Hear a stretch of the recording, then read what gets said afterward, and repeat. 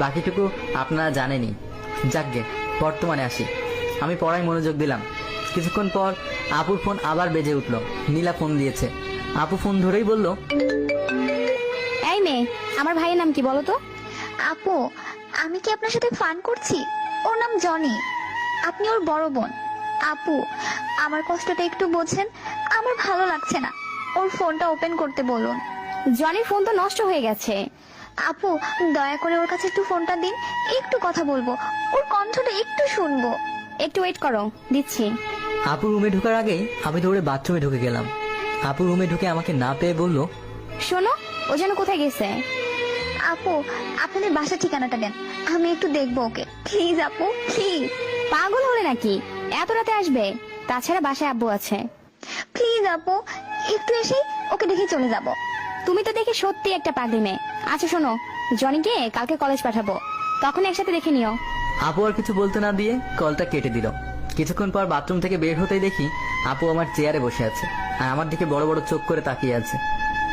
কি হয়েছে আপু, এভাবে তাকিয়ে আছো কেন? সত্যি করে বল, মেয়েটার সাথে তোর কি হয়েছে?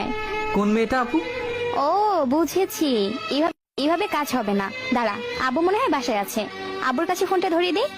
এই আপু, কই যাচ্ছিস? বলছি তো। হ্যাঁ বল। কোন মেয়েটা যেন? আরে বসছি, এভাবে তাকানো লাগে, ভয় পাই না? তারপর আপুকে নীলা আর আমার ঘটে যাওয়া সবকিছু বললাম। আপু আমার কান ধরে বলল, তলে তলে এত দূর? তোর বড় বোন হয়ে আমি কোনো প্রেম টেম করলাম না, আর তুই? আহ আপু, লাগছে তো। লাগার জন্যই তো ধরেছি। তবে আর এই প্রেম থাকবে না, এতটুকুই সীমাবদ্ধ। কেন? ওর সাথে আমাদের হবে না আপু। ও এই ভালোবাসে তো এই মতের চেঞ্জ হতে সময় লাগবে না। তাছাড়া ওরা অনেক বড় লোক, মেনে নিবে না। এই কথাগুলো বলতেই কেন জানি চোখ দিয়ে পানি বের হয়ে গেল। আপুকে আড়াল করে চোখের পানি মোছার চেষ্টা করলাম।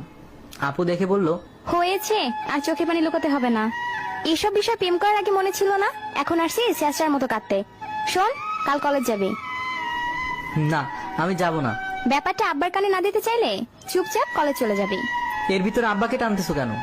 আর কোনো কথা হবে না, খেয়ে চুপচাপ ঘুমা। কি রে, রেডি হয়েছিস? তুমি কোথায় যাবে আপু? তোকে কলেজে ছেড়ে দিয়ে আসবো। আমি একা যেতে পারবো।